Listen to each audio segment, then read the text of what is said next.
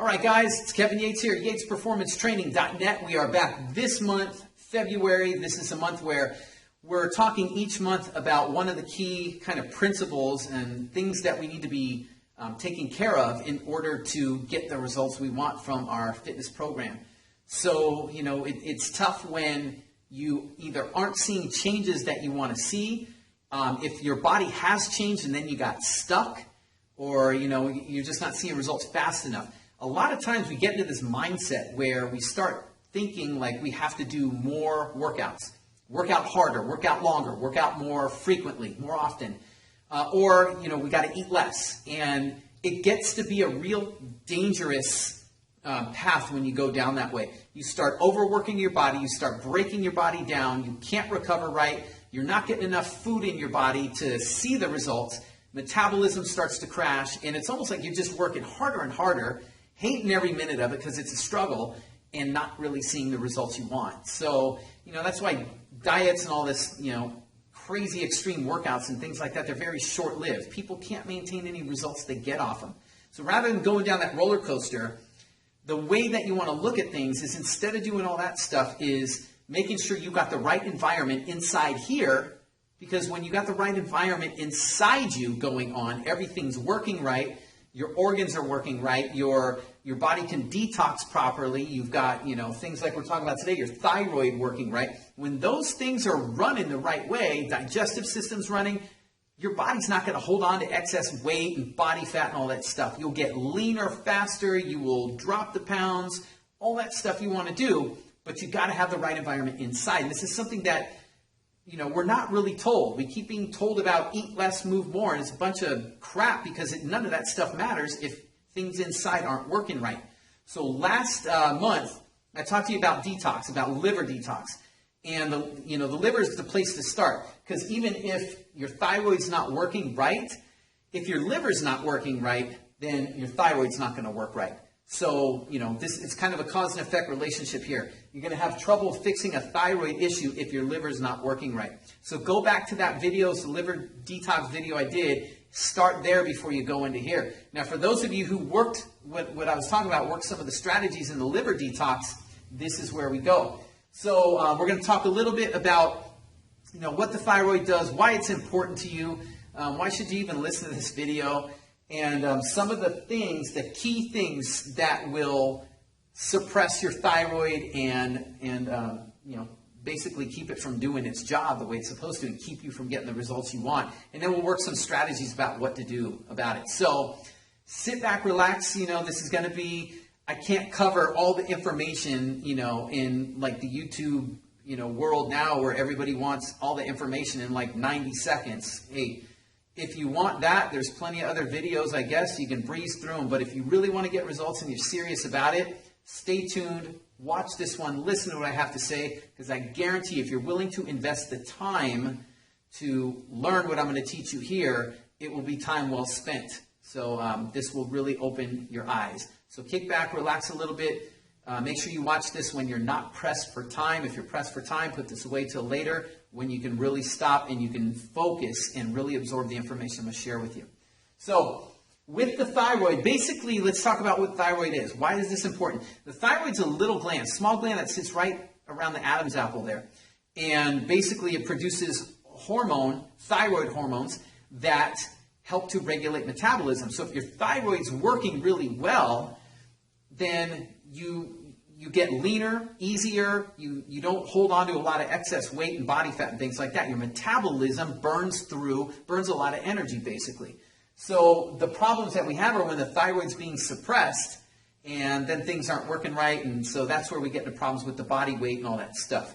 So we want to make sure we got a good thyroid functioning here. So how do you know, right? We can't see inside our body, so how do we know if our thyroid's really working right or not? Well, basically, there's some of the common signs and symptoms. So, if you deal with chronic fatigue, you're always tired, always feeling sluggish. If you tend to be cold a lot, have like a real cold body temperature, that's another sign. If you carry like your weight, most of your weight, if you carry it like on the back of the arms, or a little bit like on the sides, like right under the armpit area, those are some of the typical, like the common signs of of a sluggish thyroid or a thyroid that's not really working properly. So if you're dealing with some of those things, then you want to pay attention to this. Now, one of the biggest problems is that when people sense that they've got a problem with their weight, right? They're overweight, and that's another thing of thyroid. You can't lose weight.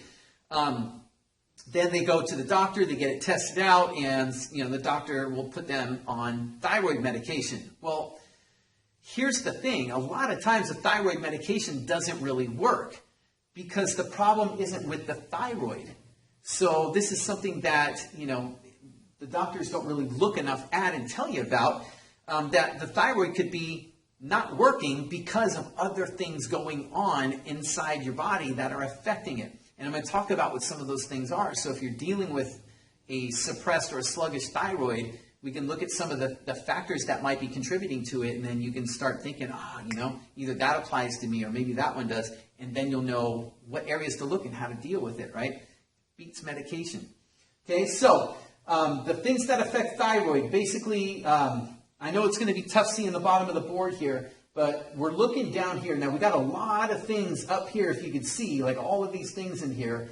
And you can freeze the video, look at that later or whatever. But some of the most important things that I've seen that are very common with a lot of people, chronic stress. I mean, who doesn't have stress nowadays? The world that we live in, from the time we get up in the morning till our head hits the pillow at night, we've got so much to do between work and balancing a family and running errands. We've got all this stuff that we're trying to do and never enough time. Our minds are constantly go, go, go. It's like our whole lives are on the go. It's like this never-ending NASCAR race. Round and round you go, and you never really get to stop. And so chronic stress, basically what it does is it elevates cortisol. So cortisol, you've probably heard of the stress hormone. So when you've got cortisol levels that get elevated, one, it encourages you to store fat, particularly around the stomach area. But secondly, cortisol actually interferes with the thyroid hormone.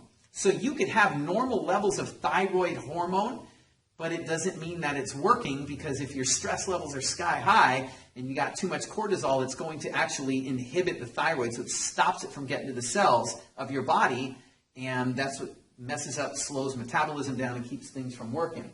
So stress management is key. Seriously key. Other things are like crash dieting. So every diet that you've ever gone on, low calorie, if it's chronic low carb, whatever, starving yourself, avoiding certain nutrients, whatever it is, deprivation, things like that. The more these diets you go on, the more stressful it becomes to the body, and the more that it will produce stress hormones. Again, we're looking at cortisol. We're also looking at particularly like low carb type diets. When you don't have enough carbohydrates in your body, your liver actually needs enough carbohydrate to convert the thyroid hormone. So you get thyroid T4 hormone goes to the liver and gets converted to T3. The T3 is the one that goes to the cells of your body and activates the whole metabolism. So when you don't get enough carbohydrates, your liver can't convert T4 to T3 very well. And here's the thing, 60% of thyroid hormone is converted in the liver, 60%. So now, if you don't have enough carbohydrate, or if your liver is toxic, you got too much toxins coming in, you're not going to be converting a whole lot of thyroid hormone. You suppress that whole thing. So it really shuts the thyroid down. So that's something that you want to look at. Down below on the bottom of the list, I think the camera might be cutting it out, but it says toxins down here. Low protein diets, things like that. So it's just basically what I'm talking to you about before with like liver toxicity and things like that. So there's also with stress and cortisol and dieting something called reverse T3. So that's the opposite of your T3. Instead of it speeding up metabolism, reverse T3 does the opposite and kind of slows things down. So that, your body can start producing that as well. So these are some key things you want to be looking at when it comes to thyroid. Also, if we look up on the top, estrogen, right? So female hormone estrogen, there's a certain amount that men and women both have. The problem is that a lot of the stuff that we're consuming now has like a lot of man-made type estrogen. So we're just getting like these high doses of estrogen in our body. And the more estrogen you have, then the more that also blocks thyroid hormone from working as well. So, when things like soy and gluten and pesticides, having, fruits and veggies with a lot of pesticides and things like that, having a lot of things out of plastic like containers and bottles and things that, especially if they're sitting in light or heat, where they give off a lot of the chemicals and toxins and estrogens and things like that. So we really got to be aware of the degree to which these things might be affecting you. All right, so number one, we're looking at stress management. Make sure you're getting enough sleep. Make sure that you're doing all you can to manage the stressors that you have. There's a certain amount of things that are just going to happen. Life is the way it is. But we've got to do the best we can to minimize the stresses that we go through. The more the stress that you are dealing with, then the less tolerance you're going to have for something like exercise. So think about this. If you're a very highly stressed person, you got a lot of stuff going on, and you're going to the gym at the end of the day, and you're just cranking out workouts that are just beating your body up, those are also stressful to your body. So exercise even is a form of stress as well. So you got to be very careful, because the more stress you pile on when you already are dealing with a lot of stress, instead of you losing weight and getting lean, you're going to be producing more cortisol. You're going to be breaking your body down more, having trouble recovering, wondering why you get run down with colds and flus and sickness bugs all the time, and that your body won't change. It's like you're just working and not seeing anything happen. So we've got to have kind of the right dose of exercise. We need it. We absolutely need it.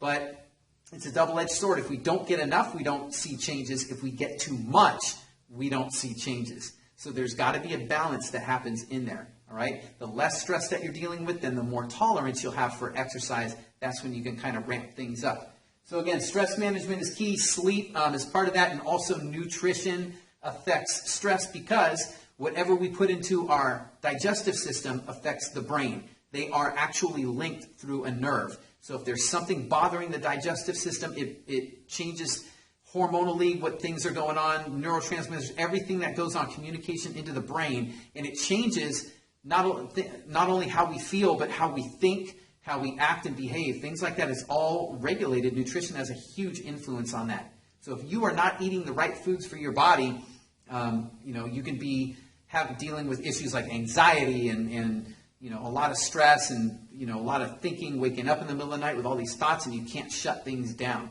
So very, very important to manage stress. Very important, like I said, to have the right nutrition in there and balancing your exercise program as well. All right, so you guys, for YPT members, you guys know nutritionally what we're doing. Being right in that ER8 manual, that manual is designed to deal with stuff like balancing out liver toxicity and helping to improve thyroid function. All right, and those of you who are on our 30-day drop a size challenge, same thing, right into that nutrition plan. It's all designed to help do this stuff, to help make all this stuff, better for you guys. So you're going to get results, great results. All right, you guys, so hopefully that explains some things that may not have made sense. Hopefully that maybe just opens your eyes to some things that might be going on with you, and you can kind of pinpoint, what you need to focus on now. So that is it. That is thyroid. So work these strategies, you guys. Do what you can. Find out which one identified with you the most. Work on that and do all you can to bring that back into balance. I'm telling you, you balance that thyroid out, and you're going to be seeing the changes happen with a lot less struggling and forcing things and having to use willpower and all this stuff that over the long term doesn't work well anyways. All right. So I hope that helps you out, you guys. If you have questions, let me know. Post them here. And next month we'll be back and with another one. I'll be talking to you guys next month. Take care.